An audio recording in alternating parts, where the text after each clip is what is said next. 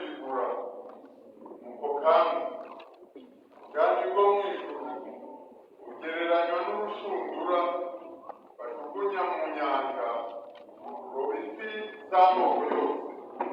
Iyo rwuzuye barukururira ku nkombe, bakicara bagatoranyamo inziza bakazishyira ku mbege, imbi bakazita. Uko niko bizaba ku mperuka y'isi. Abamarayika bazasohoka batoranya abanyabyaha mu bakiranutsi, babajugunye mu itanura ry'umuriro. Nibo bazaririra bakahanekenyera amenyo. Ahantu na rimwe haravuga ngo ayo magambo yose aho murayumve.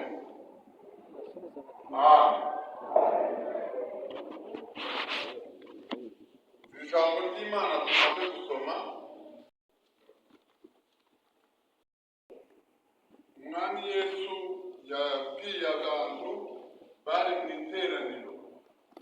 Ryari iteraniro rinini, hanyuma yifuza kubwira abantu ikintu cy'agaciro kuruta ikindi, ariko kugira ngo akibabwire abicisha mu gukoresha imigani. Yesu rero yakundaga gukoresha imigani kubera ko bwari uburyo bumufasha kumvikanisha ibyo ashaka kuvuga, kuko iyo migani yayicaga ariko inaba mu buzima bw'Abayuda, bigatuma rero barushaho kumva cyane kuko yabaga babwiye ibyo babamo, ibyo bagenderamo, ibyo babamo. Iyo migani rero uko ari itatu yose isobanura ibintu bibiri. Ibiri ya mbere isobanura agaciro, ikintu cy'agaciro, ikintu cyo kugundirwa, ikintu cyo kwitabwaho, ikintu cyo kurindwa.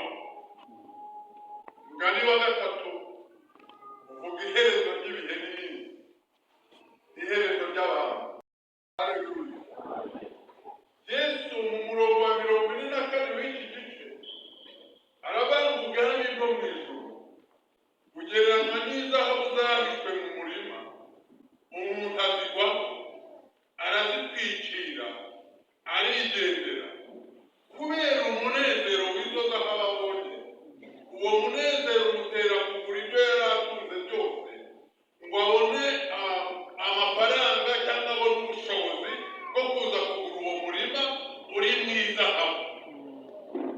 Biravuga ngo umunezero umutera, umunezero w'iyo zahabu abonye umutera kujya kugurisha byose kugira ngo abone ubushobozi bwo kuza kugura uwo murima.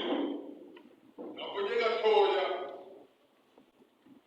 kuri iyi zahabu iri mu murima. Mu gihe cya Yesu iterambere ryari ritaraba cyane.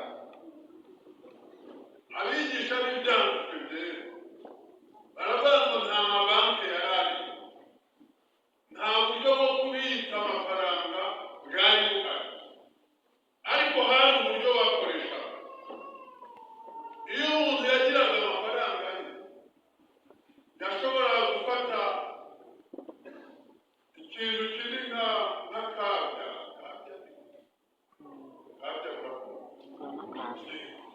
agafata akantu k'akabya kapfunikiraga inkono ugashyushyamo amazi ndetse n'ibishyimbo amazi urwara agafata urwara akavugaho rutari runini rurimo, ariko agafata urwara agafata niba ari inote, niba ari ibiceri, niba ari izahabu, niba ari imaragata, niba ari ikindi icy'ubutunzi afite, akagifata akagishyira muri rwa rwatsi, hanyuma urwatsi bakarupfundikira neza. Umurima mu isambu yawe ugacukura aho ushaka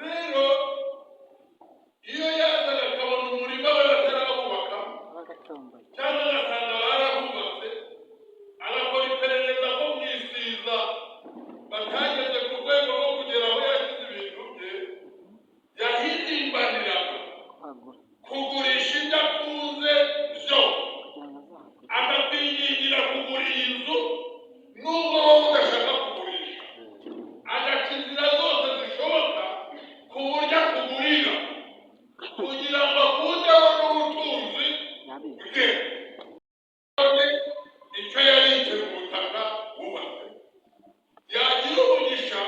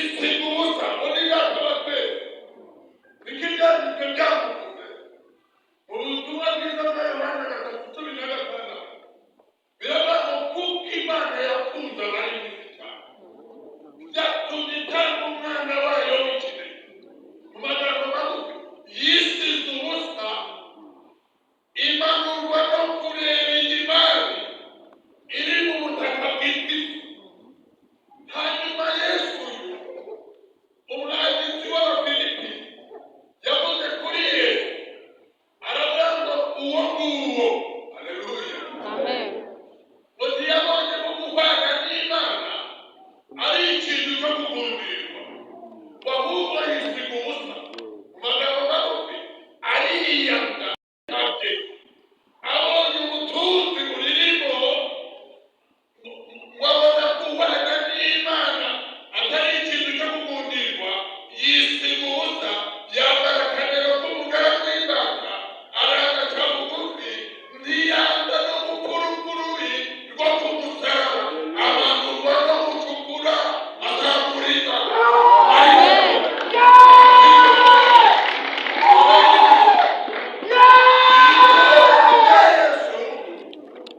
Igiciro kugeza ubwo rituma umuntu agurisha ibyo atunze byose. Bigira kureka byose bigutandukanya n'Imana. Ureke ibyaha, ureke kwangana, ureke ubugome, ureke ishyari, reka icyaha ubizahabu y'Imana. Amen. Izagutabara ari nijoro, izagutabara ari ku manywa, kuko ari intoro yawe. Haleluya. Icy'agaciro rero ntabwo ari ibyo utunze none, si n'icyubahiro, si n'akazi keza, si n'abagore benshi cyangwa bake. Icy'agaciro ni ukuba izahabu y'Imana. Kuba izahabu y'Imana ni ukwitandukanya n'icyaha n'igisa n'icyaha.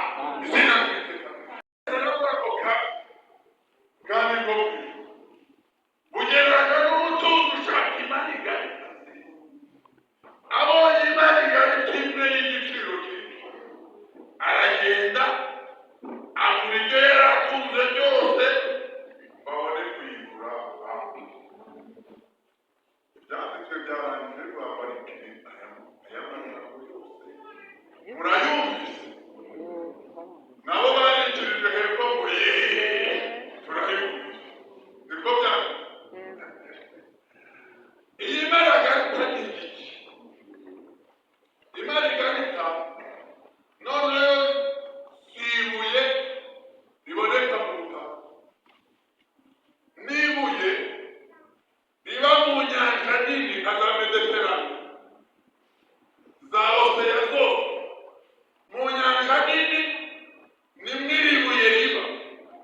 Iri buye rero ry'imaragarita riba munsi mu nyanja, ku ndiba y'inyanja.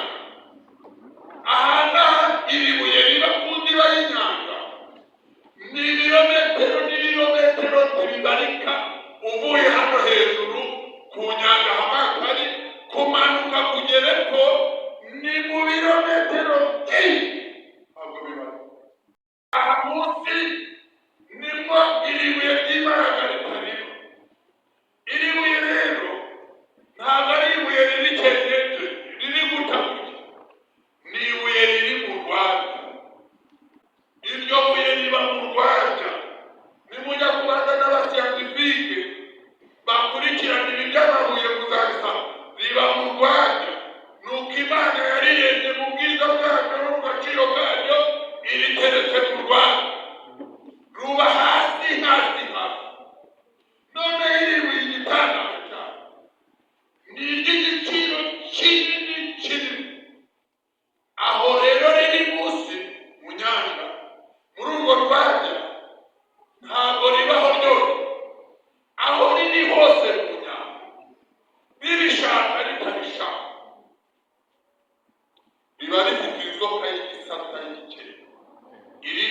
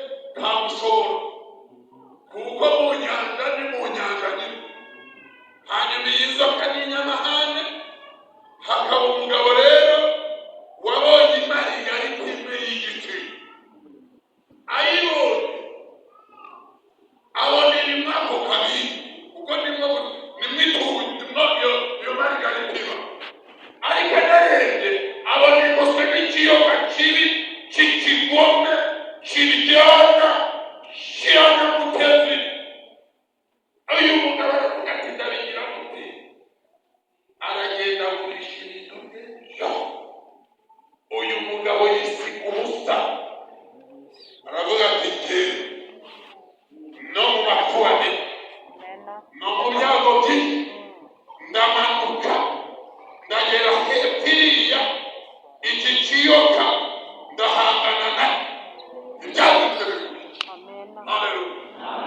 Mu gitabo cy'Itangiriro ibice bitatu murongo wa 15 biravuga ngo wanzoka we, umwana w'uyu mugore urubyaro rwe ruzakumena umutwe, nawe uzamurya agatsinsino.